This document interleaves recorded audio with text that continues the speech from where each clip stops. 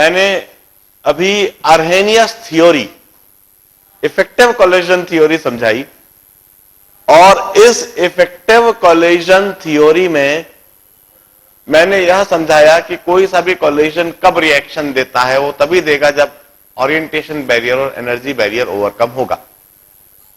मैंने दो ग्राफ बनवाए। पहले ग्राफ में energy versus reaction path, reaction के दौरान किस तरह से एनर्जी का वेरिएशन होता है, और दूसरे पाथ में number of molecules versus energy. यह दो ग्राफ मैंने बनवाए। मैंने रेट लॉ में जो रेट लॉ कांस्टेंट है, किस तरह से वह टेम्परेचर पर डिपेंड करता है, वह एक इक्वेशन लिखवाई, अर्हेनियस इक्वेशन लिखवाई। और वंस अगेन उससे रिलेटेड भी दो ग्राफ मैंने बनवाए, लॉन के वर्सेस रेसिप्रोकल ऑफ टेम्परेचर और लॉग के versus reciprocal of temperature. Now my next article is explanation of effect of temperature by effective collision theory.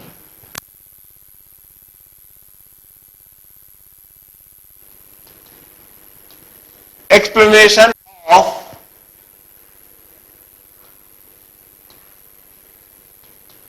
effect of temperature by effective collision theory.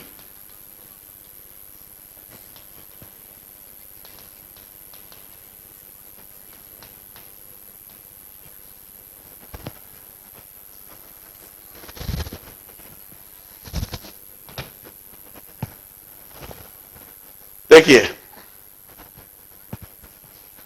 हम दोबारा वह दोनों graph बनाएंगे जो अर्हेनियस ने बनाए थे। दोबारा उसको देखेंगे, आपको भी दोबारा बनाना ही पड़ेगा।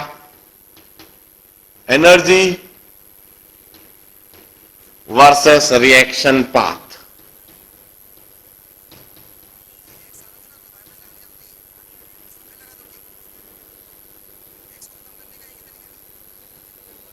इस तरह से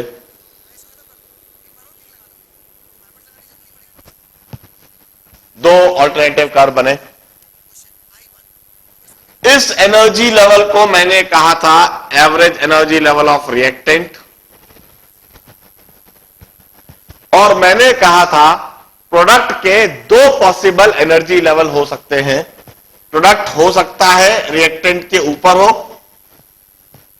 और ऐसा भी हो सकता है किसी दूसरी रिएक्शन में जहां प्रोडक्ट रिएक्टेंट से नीचे हो। दो तरह की रिएक्शन होती है। एक रिएक्शन में प्रोडक्ट एनर्जी के रिएक्टेंट के ऊपर होता है, और दूसरे तरह की रिएक्शन में प्रोडक्ट रिएक्टेंट के नीचे होता है।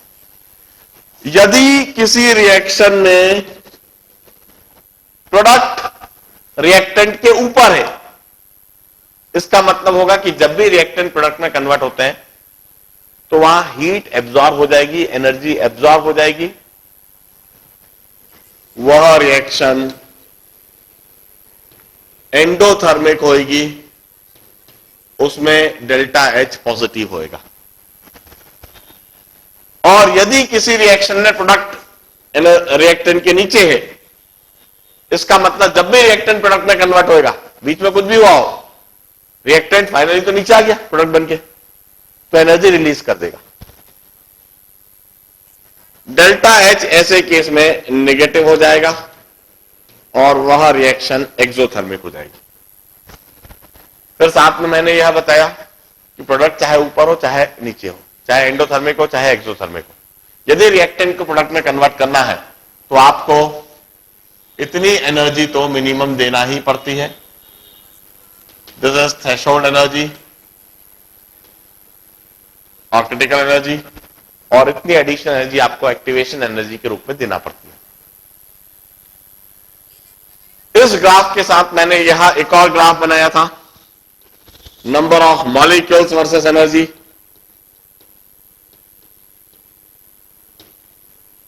Number of molecules versus energy, जो कि कुछ इस तरह से ग्राफ ड्रॉ हुआ था, जिसमें यह मोस्ट प्रोबेबल एनर्जी हो गई, This is average energy level of reactant. This is threshold energy, and this is activation energy. And all these are activated molecules. यह मैंने बताया था.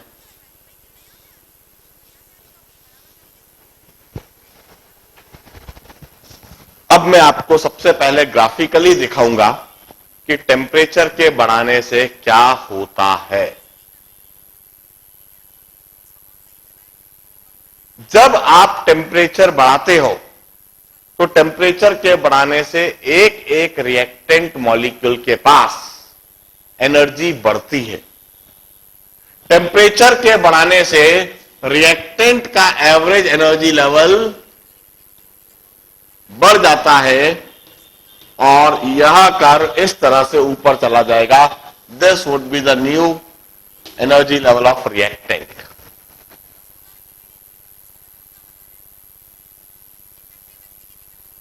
टेम्परेचर के बढ़ाने से रिएक्टेंट का एनर्जी लेवल बढ़ गया. अब रिएक्टेंट का एनर्जी लेवल जब बढ़ेगा तो इस कर्व में वेरिएशन आ जाएगा. देखिए, अब इंक्रीजिंग टेम्परेचर पर हर एक मॉलिक्यूल के पास एनर्जी बढ़ जाएगी. तो यह कर्व अब इस तरह से नहीं रहेगा. नया कर्व बढ़े हुए टेम्परेचर पर इस तरह से बन जाता है. This would be the curve with increasing temperature.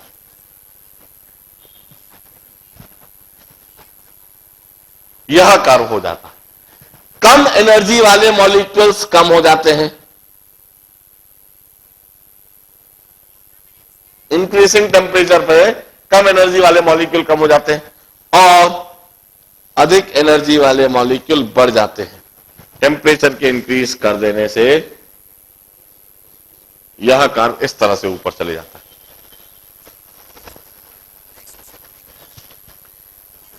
अब मोस्ट प्रोबेबल एनर्जी भी बढ़ जाती है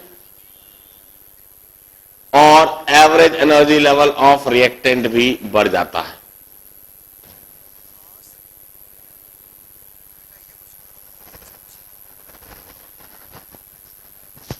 पहले सिर्फ इतने मॉलिक्यूल्स एक्टिवेटेड थे, सिर्फ इतने मॉलिक्यूल्स के पास एनर्जी थ्रेशोल्ड एनर्जी से ज्यादा थी.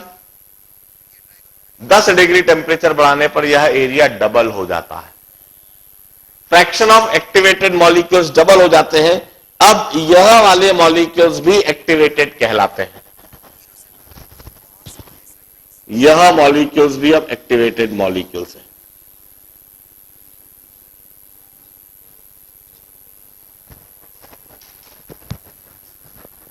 दस डिग्री टेम्परेचर बढ़ा देने से fraction of activated molecules get doubled. Fraction of effective collision get doubled. Number of effective collision double हो जाते हैं. कोलिजन में कोई खास फर्क नहीं है. 10 डिग्री टेम्परेचर बढ़ाने से नंबर ऑफ कोलिजन में भी फर्क देखें तो नंबर ऑफ कोलिजन में तो 0.3% का ही फर्क आएगा, मगर number of effective collision 100% increase हो जाते हैं. नंबर ऑफ इफेक्टिव कोलिजन की 100% इंक्रीज हो जाने से रेट लॉ कांस्टेंट 100% से इंक्रीज हो जाता है. रेट ऑफ रिएक्शन 100% से इंक्रीज हो जाता है. वी यूज्ड टू से हाँ, आपने सेकंड ग्राफ में क्या लिखा है? नंबर ऑफ मॉलिक्यूल्स के पास में उधर उधर भी है नंबर इधर इंक्रीजिंग टेम्परेचर. मैंने उल्टा लिख दिया ना क्योंकि मैं उल्टा खड़ा था. इधर लिखता हूं इंक्रीजिंग टेम्परेचर. इंक्रीजिंग टेम्परेचर से ग्राफ नीचे गया. मैं ऐसे लिखा ना उसको ऐसे. At temperature. हाँ हाँ, दोनों ग्राफ क्रॉस है वहां पे सर क्या है? दोनों ग्राफ जहां क्रॉस हो रहा है सर. अरे ये तो सिर्फ नंबर ऑफ मॉलिक्यूल्स है. नंबर ऑफ मॉलिक्यूल्स बस इधर सेम है. Yes sir. इस एनर्जी पर पहले जो नंबर ऑफ मॉलिक्यूल्स थे अभी वही नंबर ऑफ मॉलिक्यूल्स से क्या फर्क पड़ता है, उसका कोई खास फिजिकल सिग्निफिकेंस नहीं है। Eight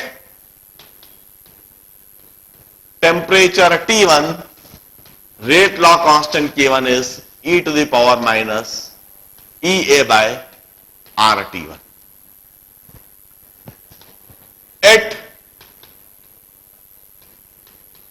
temperature T2 rate law constant K2 is e to the power minus EA by RT2. K1 upon K2 is e to the power minus EA by RT1, इधर A है इधर भी A minus EA by RT2। A से A cancelled हो जाएगा ratio लेने पर, और इधर आ जाएगा e to the power minus EA by RT1 minus E plus EA by RT2, और you will say e to the power EA by R 1 by T2 minus 1 by T1। I take natural log on both the sides. Natural log of K1 by K2 would be equal to EA by R into 1 by T2 minus 1 by T1। Temperature के बदल जाने से rate law constant की value बदल जाती है, और rate law constant की वैल्यू बदल जाने से रेट ऑफ रिएक्शन बदल जाती है। हर 10 डिग्री टेम्परेचर के इंक्रीज करने से रेट लॉ कांस्टेंट डबल हो जाता है, इसलिए रेट ऑफ रिएक्शन डबल हो जाता है। इसको मैं log टू द बेस 10 के टर्म्स में लिख सकता हूं, log of K1 upon K2। ध्यान रहे K1 अपॉन K2 कर रहे हैं तो इधर temperature 1 by T1 minus 1 by T2 minus 1 by T1 is equal to EA by 2.303 R। This is EA by 2.303 R into 1 by T2 minus 1 by T1।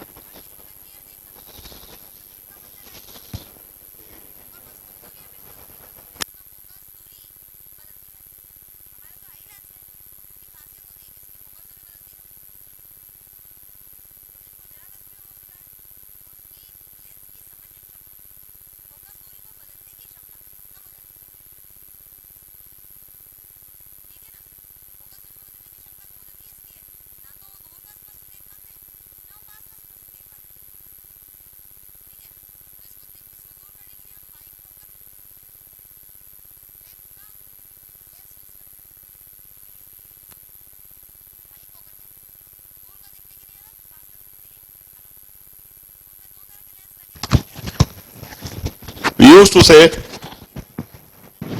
ध्यान से देखना है, ln of K1 by K2 is equal to EA by R 1 by T2 minus 1 by T1। Arrhenius equation लगाते समय बड़ा ध्यान रखना है, K1 by K2 यदि K2 by K1 करा तो ये by R 1 by T1 minus 1 by T2। Temperature T1 पर rate law constant K1, temperature T2 पर rate law constant K2। Effective collision theory से हमने कहा 10 डिग्री टेम्परेचर के बढ़ाने से रिएक्टेंट का एवरेज एनर्जी लेवल बढ़ गया। रिएक्टेंट का एवरेज एनर्जी लेवल बढ़ जाने से कम एनर्जी वाले रिएक्टेंट मॉलिक्यूल कम हो गए, अधिक एनर्जी वाले रिएक्टेंट मॉलिक्यूल बढ़ गए। यह कर्व इस तरह से शिफ्ट हो गया। इंक्रीजिंग टेम्परेचर से इस कारण के ऐसे शिफ्ट हो जाने से पहले थ्रेशोल्ड एनर्जी से अधिक एनर्जी सिर्फ इतने मॉलिक्यूल के पास थी, अब थ्रेशोल्ड एनर्जी से अधिक एनर्जी इतने मॉलिक्यूल के पास है। Fraction of molecule having energy more than threshold energy or activated molecule get doubled with every 10 degree centigrade rise in temperature। इस फ्रैक्शन के डबल हो जाने से रेट लॉ कांस्टेंट बढ़ गया और रेट लॉ कांस्टेंट के बढ़ जाने से रेट बढ़ गया and rate would increase like this. मैं K1 अपॉन K2 की जगह ln of R1 upon R2 भी लिख सकता था। मैं इसको equal to ln of R1 upon R2, which means rate at T1 degree centigrade upon rate at T2 degree centigrade। इसी तरह से इधर भी, since rate law constant is directly proportional to rate, hence log of R1 upon R2 मैं ऐसे भी लिख सकता हूं। This was the explanation of effect of temperature by Arrhenius through his effective collision theory। इन सभी एक्सप्लेनेशन के लिए Arrhenius was awarded with Nobel Prize। यह सारी चीजें ड्रॉ करने के लिए, सारे ग्राफ बनाने के लिए, इन सारे कंसेप्ट को समझाने के लिए Arrhenius को नोबेल प्राइज दिया गया। मैंने इफेक्ट ऑफ कंसंट्रेशन समझा दिया, इफेक्ट ऑफ टेम्परेचर आज समझा दिया। इसके बाद रेट ऑफ रिएक्शन को असर करने वाले, इफेक्ट करने वाले तीन और फैक्टर्स होते हैं। एक तो कैटालिस्ट, मुझे इफेक्ट ऑफ कैटालिस्ट समझाना है। दूसरा सरफेस एरिया और अल्ट्रावायलेट रेडिएशन। मैं एक लेक्चर और लूंगा, एक्स्ट्रा लेक्चर नहीं लूंगा, रेगुलर डेज में ही लूंगा। और उस एक लेक्चर में केमिकल काइनेटिक्स की पूरी थ्योरी पोर्शन कंप्लीट करा दूंगा और उसके बाद इस चैप्टर पर से ऑब्जेक्टिव्स और न्यूमेरिकल प्रॉब्लम्स डिस्कस करना चालू कर दूंगा। आज के दिन मैं इतना ही लेता हूं। I had finished solid state and today as well I will cover an independent article. In my last lecture I had covered effect of temperature over the rate of reaction। Effect of temperature over the rate of reaction यह मैंने समझाया था, temperature coefficient समझाया था और यह बात समझाई थी कि किस तरह से टेम्परेचर के बढ़ाने से रेट ऑफ रिएक्शन बढ़ता है और हर 10 डिग्री टेम्परेचर के बढ़ाने से रेट ऑफ रिएक्शन डबल होता जाता है। इस बात को मैंने समझाया था। मैंने पहले कोलिजन थ्योरी दी थी, फिर इफेक्टिव कोलिजन थ्योरी दी थी और इफेक्टिव कोलिजन थ्योरी के माध्यम से मैंने पूरी इफेक्ट ऑफ टेम्परेचर को समझाया था। Very much important are the graphs that we had drawn। एक तो एनर्जी वर्सेस रिएक्शन पाथ, वह जो ग्राफ हमने बनाया बहुत इंपॉर्टेंट है। फ्रीक्वेंटली उस पर से कंसेप्चुअल ऑब्जेक्टिव्स देखे गए। Another graph is number of molecules versus energy, means energy distribution for reactant molecules, Maxwell distribution जिसे हमने कहा। और हमने बनाया ln के versus reciprocal of temperature, log के versus reciprocal of temperature. Once again आज उसी को कंटिन्यू करते हुए मैं अगला फैक्टर समझाता हूं, effect of catalyst over the rate of reaction. Effect of catalyst over the rate of reaction।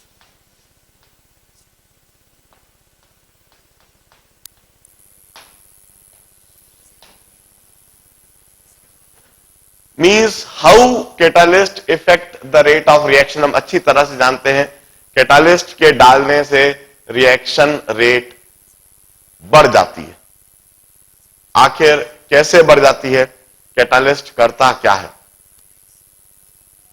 मैं इफेक्ट ऑफ कैटालिस्ट तीन तरीके से समझाऊंगा। सबसे पहले मैं इफेक्ट ऑफ कैटालिस्ट थियोरेटिकली समझाऊंगा। मैं कुछ पॉइंट्स लिखवाऊंगा कैटालिस्ट के बारे में, फिर मैं इफेक्ट ऑफ कैटालिस्ट को ग्राफिकली समझाऊंगा।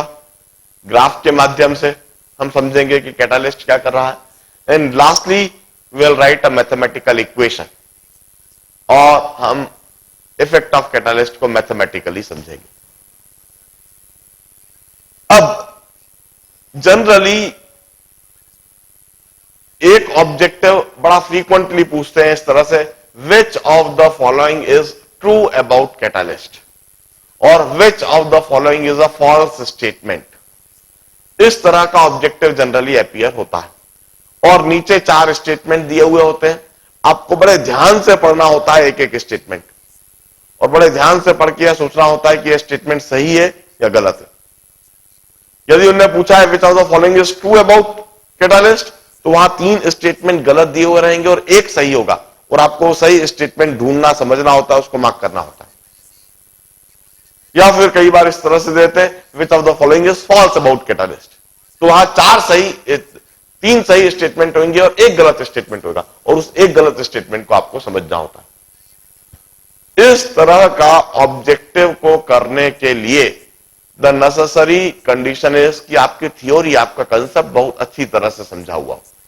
जब आप स्टेटमेंट को पढ़ें तो उनका सही मतलब निकालें, सही मतलब निकालकर सही तरीके से समझ जाएं कि ये सही है अथवा गलत है, और फिर ट्रू और फॉल्स स्टेटमेंट जो भी बात पूछा। जनरली यह ऑब्जेक्टिव और भी टफ हो जाता है यदि यह मल्टीपल चॉइस हो जाए तो। यदि मल्टीपल चॉइस हो जाए तो और भी ज्यादा मुश्किल इसलिए हो जाता है कि फिर हमें पता नहीं होता है कि इसमें एक सही होगा या 2 सही होगा या 3 सही होंगे। फिर तो हमको और भी क्लियर तरीके से पूरा कंसेप्ट बना हुआ होना चाहिए। हल्का सा भी गलत कंसेप्ट बना हुआ है तो आप ऐसे ऑब्जेक्टिव्स का जवाब नहीं दे पाते हो, मार्क्स नहीं ला पाते। बड़े ध्यान से सुनिएगा जो मैं कैटालिस्ट से रिलेटेड थ्योरी बोल रहा हूं, सुनने के साथ में इसको लिखते भी जाइए, मैं इन्हें समझाऊंगा भी। देखिए कैटालिस्ट के बारे में इसी समय हम 4-5 बातें बोलते हैं, ध्यान से सुनिए। The first thing, catalyst never change average energy level of reactant. Catalyst के डालने से रिएक्टेंट का एवरेज एनर्जी लेवल कभी नहीं बदलता है। Neither catalyst change the average energy level of product. Catalyst reactant का एवरेज एनर्जी लेवल और प्रोडक्ट का एवरेज एनर्जी लेवल में कभी कोई चेंज नहीं लाता है। Catalyst never change average energy level of reactant और average energy level of product. Catalyst never change ER or EP. Catalyst never change. ER is average energy level of reactant, EP is average energy level of product. Catalyst के insert कर देने से reactant के average energy level पर, product के average energy level पर कोई फर्क नहीं पड़ता है। And hence we conclude that catalyst never change the thermodynamic behavior of reaction. Catalyst reaction के thermodynamic behavior को कोई फर्क नहीं डालता है। An exothermic reaction would remain exothermic and endothermic reaction would remain endothermic. Catalyst के बिना जितनी एंथैल्पी चेंज हो रही थी, कैटालिस्ट के साथ भी एंथैल्पी चेंज वही रहती है। जितनी हीट, यदि एक्सोथर्मिक रिएक्शन है तो एक्सोथर्मिक ही रहेगी और उतनी ही हीट निकलेगी जितना बिना कैटालिस्ट के निकल रही, और एंडोथर्मिक रिएक्शन है तो एंडोथर्मिक ही रहेगी और उतनी ही हीट एब्जॉर्ब होगी जितनी बिना कैटालिस्ट के एब्जॉर्ब हो रही थी। आई से catalyst never change enthalpy of reaction. Catalyst never change delta H of reaction. Catalyst never affect thermodynamic behavior of reaction. वही बात हुई, thermodynamic behavior means कितनी हीट एब्जॉर्ब हो रही है या कितनी हीट लिबरेट हो रही है।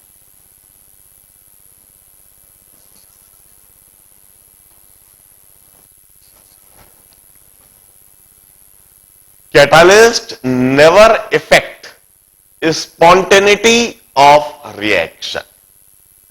Catalyst never affect spontaneity of reaction.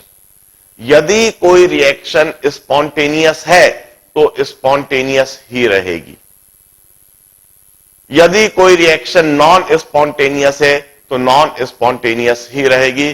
Catalyst उसकी स्पॉन्टेनिटी को कभी भी इफेक्ट नहीं करता है। कैटालिस्ट कभी भी ऐसा नहीं करता है कि जो फिनोमेना हो नहीं रहा हो उसे करने लगे। कैटालिस्ट सिर्फ होने वाले फिनोमेना को ही थोड़ा फास्ट कर देता है। जो फिनोमेना हो नहीं सकता उसे आप कैटालिस्ट के साथ भी कभी नहीं कर पाओगे। कैटालिस्ट के साथ में आप उसी फिनोमेना को कर पाओगे जो हो सकता है। बस कैटालिस्ट क्या मदद कर रहा है, जो होता हुआ फिनोमेना है उसको थोड़ा तेज कर देता है। Catalyst never effect spontaneity of reaction.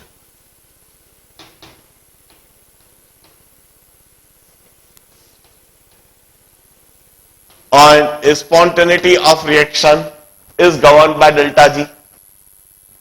Delta G, the change in Gibbs free energy. यदि यह नेगेटिव है तो प्रोसेस स्पॉन्टेनियस होता है, यदि डेल्टा जी पॉजिटिव है तो प्रोसेस नॉन स्पॉन्टेनियस होता है, और यदि डेल्टा जी जीरो है तो वह रिवर्सिबल प्रोसेस डायनामिक इक्विलिब्रियम पर होता है। कैटालिस्ट डेल्टा जी पर कोई असर नहीं डालेगा। डेल्टा जी की वैल्यू जैसी है वैसी की वैसी ही रहेगी। मतलब प्रोसेस यदि स्पॉन्टेनियस है तो स्पॉन्टेनियस ही रहेगा, प्रोसेस यदि नॉन स्पॉन्टेनियस है तो नॉन स्पॉन्टेनियस ही रहेगा। अब catalyst change threshold energy and activation energy. Catalyst change threshold energy and activation energy. It generally decreases threshold energy and activation energy. Catalyst के डाल देने से वहां थ्रेशहोल्ड एनर्जी कम हो जाती है, एक्टिवेशन एनर्जी कम हो जाती है। जनरली, मैं ऑलवेज नहीं कह रहा हूं, there are different type of catalyst. कुछ नेगेटिव कैटालिस्ट भी होते हैं, इनहिबिटर्स भी होते हैं, उनसे एक्टिवेशन एनर्जी और बढ़ जाती है, थ्रेशहोल्ड एनर्जी और बढ़ जाती है। मगर जनरली कैटालिस्ट का इस्तेमाल रिएक्शन को फास्ट बनाने के लिए होता है, और जो कैटालिस्ट रिएक्शन को फास्ट बना रहे हैं generally those catalyst decreases threshold energy and activation energy. Catalyst decreases ET and EA. Catalyst decreases threshold energy and activation energy. Catalyst participate in reaction mechanism and change the intermediates.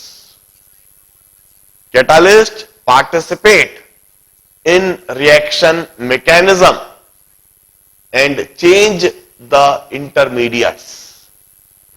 Catalyst reaction के mechanism में participate कर देते हैं और reaction के intermediate को ही बदल देते हैं। Although catalyst never appear in overall reaction, they never participate in overall reaction. Overall reaction में उनका पार्टिसिपेशन नहीं दिखेगा, ओवरऑल रिएक्शन में वो कभी भी अपीयर नहीं होंगे, मगर रिएक्शन मैकेनिज्म में वह पार्टिसिपेट करके रिएक्शन के इंटरमीडिएट को बदल देंगे।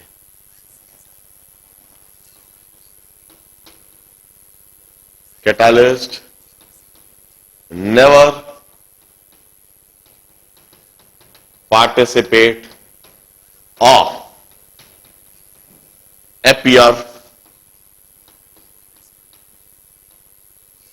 in overall reaction. Catalyst never participate or appear in overall reaction, but catalyst may participate, catalyst necessarily participate in reaction mechanism and change intermediate. but it participate in reaction mechanism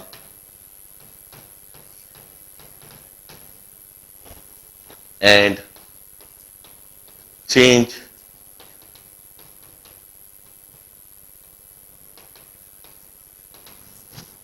intermediates. I'll say catalyst provide an alternative path to reaction mechanism which involve intermediates with less threshold energy and activation energy. Catalyst provide an alternative path to reaction mechanism. Catalyst reaction को उनके conventional path से ले जाने के बजाय, conventional रास्ते से ले जाने के बजाय एक ऑल्टरनेटिव पाथ से ले जाते हैं, विच इन्वॉल्व, जिसमें जो इंटरमीडिएट इन्वॉल्व है, which involve intermediate with less threshold energy and activation energy. ध्यान रहे, जो स्टेटमेंट लिखे हुए होते हैं वो कई बार बड़े कॉम्प्लिकेटेड तरीके से लिखे हुए होते हैं. उनको समझना, उनको ग्रैस्प करना, उनको कॉम्प्रिहेंड करना एक चैलेंज हो जाता है. यदि उनको समझ गए, उनको प्रॉपर्ली ग्रैस्प कर लिया, प्रॉपर्ली उनका कॉम्प्रिहेंशन डेवलप कर लिया तो ठीक है. मगर कई बार हमको समस्या आती है उनको पढ़ के समझने में ही कि ये कहना क्या चाहते हैं. दैट्स वाई मैं एक ही चीज को अलग अलग शब्दों में बोल के बता रहा हूं, शब्दों में बोल के दिखा रहा हूं कि इस शब्दों में भी यही बात लिखी हो सकती है, मतलब इसका सेम है. Catalyst provide an alternative path to reaction mechanism.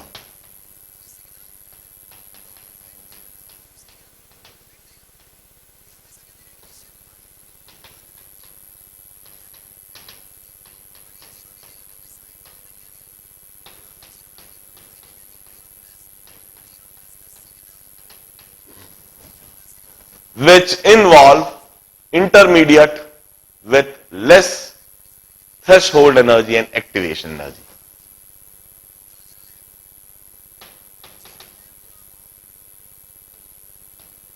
With less ET and EA.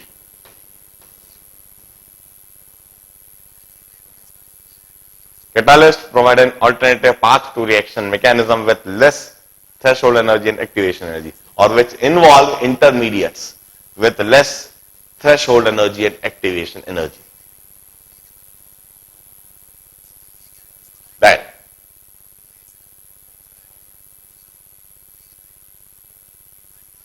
catalyst never change the equilibrium constant of a reversible reaction.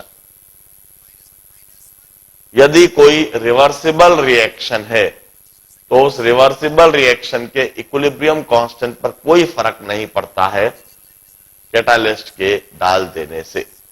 Catalyst never change और never effect the equilibrium constant of a reversible reaction. Catalyst never change equilibrium constant of reversible reaction.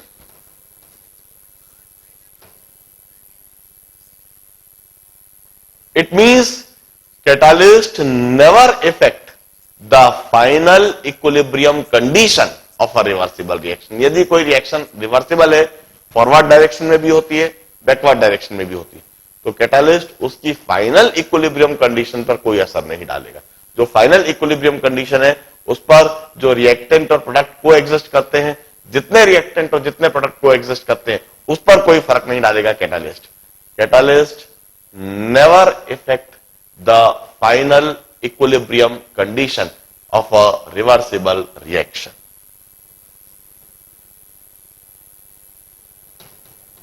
Hence, no effect on final equilibrium condition of a reversible reaction. Reversible reaction की final equilibrium condition पर कोई फर्क नहीं होगा. Then what do catalyst do for a reversible reaction? तो reversible reaction के लिए catalyst करेगा क्या? Catalyst increases both rate of forward reaction as well as rate of backward reaction for a reversible reaction. Catalyst increases both rate of forward reaction and rate of backward reaction for reversible reaction. Reversible reaction के लिए catalyst rate of forward reaction भी बढ़ा देता है और rate of backward reaction भी बढ़ा देता है. And hence catalyst help in achieving that dynamic equilibrium point soon. इस तरह से कैटालिस्ट रिवर्सिबल रिएक्शन का डायनामिक इक्विलिब्रियम कंडीशन जो है, जो डायनामिक इक्विलिब्रियम पॉइंट है, वह जल्दी अचीव करने में मदद करता है. Catalyst help in achieving that dynamic equilibrium point soon. Equilibrium point वही का वही रहेगा, मगर उसको अचीव करने में जो समय लग रहा है वह कम हो जाएगा. Catalyst brings the dynamic equilibrium condition soon for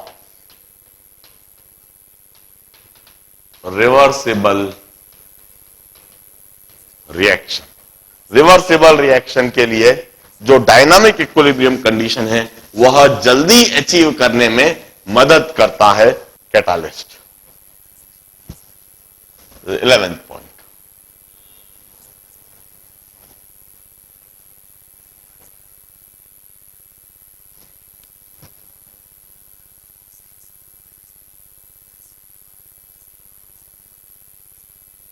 Now, all this are few basic points, basic theory regarding a catalyst. Catalyst के बारे में यह सारी बातें हमें पता होना चाहिए. इन सभी स्टेटमेंट को हल्का हल्का परिवर्तन करके राइट और रॉन्ग स्टेटमेंट बनाया जा सकता है. और इनमें से मैं 4 स्टेटमेंट सिलेक्ट करके रख सकता हूं और फिर आपसे पूछ सकता हूं कि इसमें से कौन सा सही है और कौन सा गलत है. मैं दोबारा यह सारी थ्योरी समझाऊंगा, मगर इस बार ग्राफिकली समझाऊंगा. मैं इसी बात को ग्राफिकली समझाऊंगा कि कैटालिस्ट क्या रोल प्ले कर रहा है. यदि बीच में कोई एक आध पॉइंट और दिमाग में आया तो वो और लिखवा सकता हूं. अब हम ग्राफ बनाएंगे. दोबारा हम वही ग्राफ बनाएंगे जो कल हमने बनाए थे. अर्हेनियस ने जो ग्राफ सजेस्ट करे थे regarding energy versus reaction path and number of molecules versus energy.